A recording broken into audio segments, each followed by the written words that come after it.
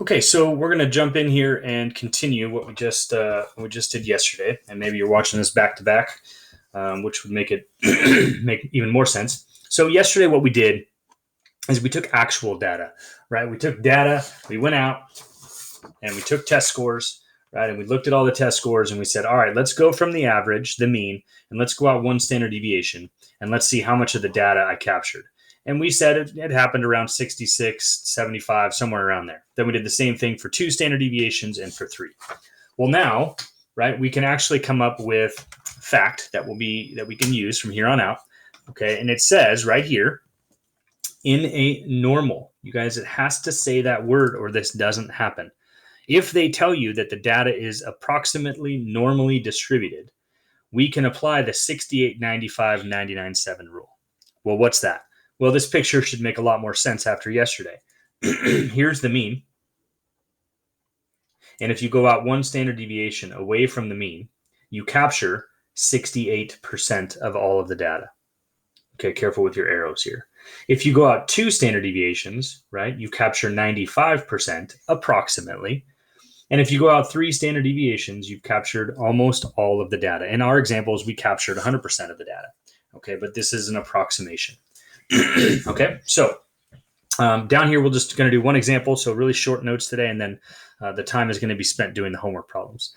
So the batting averages for Major League Baseball players has an average of 432. So you can see, I'm sorry, the mean of the 432 batting averages. So there are 432 players with an average of 0.261 and a standard deviation of 0.034. Okay, so you can see here that they're using the notation I introduced yesterday. So we have our mean, we have our standard deviation. They also told us that there were 432 players. Okay, so sketch a normal density curve for the distribution. Label the points that are 1, 2, and 3 standard deviations from the mean.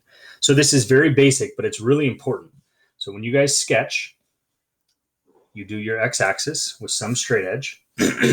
You do what's called a symmetric graph, but they're telling us that it's normal.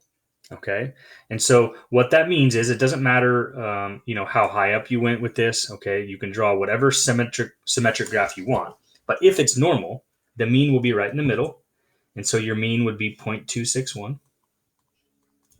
And then this is where you have to learn how to label your graph 1, 2, and 3 standard deviations away. So if you have taken calculus, which none of you have, there's this thing called a point of inflection. A point of inflection, you guys, is you see how this graph is kind of like concave down right here? And then over here, it starts to be kind of concave up, like a bowl shape up. Right where it switches, right where it's like you're going downhill, you're going downhill, you're going downhill the fastest right there. That's going to be one standard deviation away. So if you come out to your drawing, wherever it is, and you're pointing down here, but over here you're pointing up. And so where it changes is called a point of inflection. That would be one standard deviation away. And so all you have to do is you have to take your average, which is 0.261, and add one standard deviation, which is 0.034, and you get the high one, which is 0.295. If you do that same thing, but you subtract, you'll get 0.227. And so you would label your graph 0.227 and 0.295.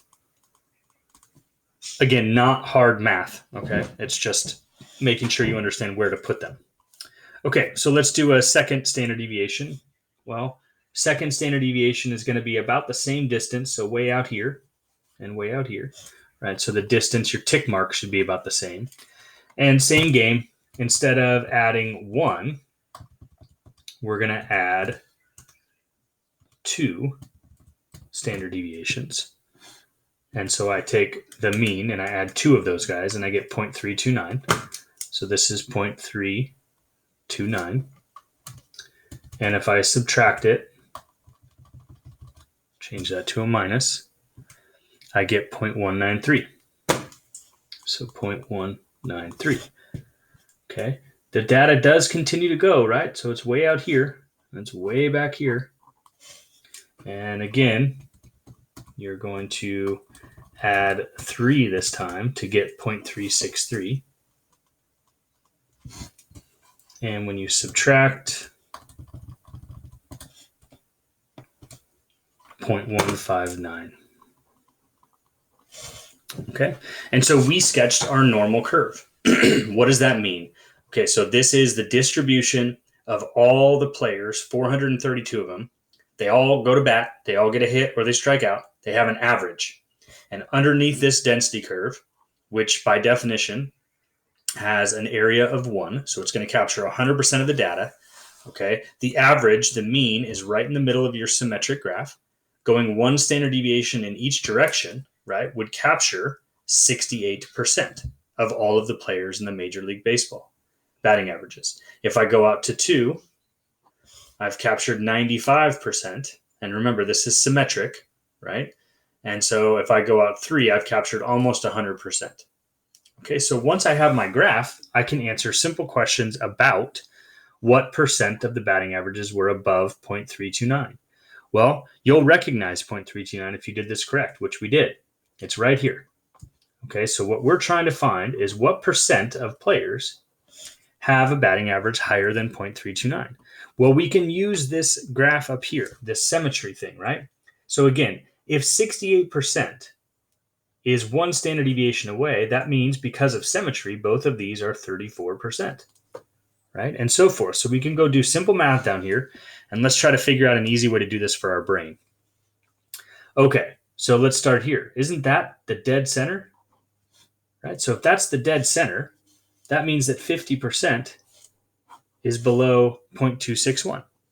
Okay, well, what about this one? Well, from here to here, right, if you go 2 standard deviations away, 2 standard deviations away captures 95%. Well, because of symmetry, cut that in half. That means that from here to here would be half of 95%, which is 47.5. And so this would be 47.5%. Okay, so let me show you what I just did there. So what I did is I said, okay, well, let's look at our graph. I know that this side is 50%. If I go 2 standard deviations, I've captured another 47.5%, right? Because of the fact that 2 standard deviations away is 95, cut that in half, and each side is symmetric, 47.5. Well, this is what I want, right? 0.329, but I want this way. So what percent is over here? Well, remember, this whole thing is 100%. And so if I start with 100 and I take away the 50 and I take away the 47.5, I'm going to get my answer. And so I say, well, 100% of the data, I take away 50 and then I take away 47.5 and I'm left with 2.5% of the data. Okay. Is there another way to do that? Absolutely. And some of you guys will find that certain methods work better for you. So let me just do another quick sketch just to show you. So we have our data. Okay. And the 0.329 was 2 standard deviations away. Okay. So this was 0.329. Well, I know that is 95% of all the data. So this is a different way to do the exact same problem.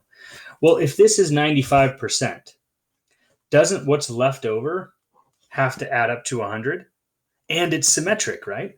And so there's only 5% of data left, which means there's only 2.5% and 2.5% because it has to add up to 100.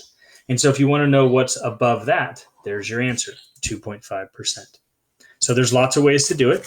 It's up to you on how you approach it. It's just simple math and games with cutting percentages in half and stuff like that. Okay, so let's do it again. What percent are between here and here? So I'm going to redraw. And 0.193 is back down here, 2 standard deviations away, 0.193. Okay, and 0.295 was 1 standard deviation away here, 0.295. Okay. Sorry, that was in the way there. So we have our approximately normal distribution. Here's our average, okay, our mean. And 2 standard deviations away here is 0.193. and 1 away here is 0.295. Okay, how do I find what is between? What percent of the data falls between here and here? Well, let's break it up again. 2 standard deviations away is 95%, but we're only doing this half. Half of 95% is 47.5%. And then this is 1 standard deviation away, which we know if we included both would be 68, but it's only half, so this would be 34%. And so the amount of data that's in between 0.193 and 0.295 are those added up. This area captures 47.5%. That captures 34% for an answer of 47.5 plus 34, 81.5%. Okay. All right. So it's important that you guys, go over that, take your time, the homework, right? Spend some time doing these simple calculations because these are easy questions that I could put as far as a multiple choice question on tests, and you will have to calculate them. Okay. This picture here, right? You can have notes out. And so whenever you do these types of things in homework or on the quiz, you have this picture where it tells you that 68% falls between here or here. But because of symmetry, right, you guys know that you could split that up and find this distance and this distance is each 34 and so forth. 47.5 would be 2 of them on one side. Okay, so it's just playing around with those numbers. All right, you guys, we'll get going and do some more examples on 2-2 tomorrow.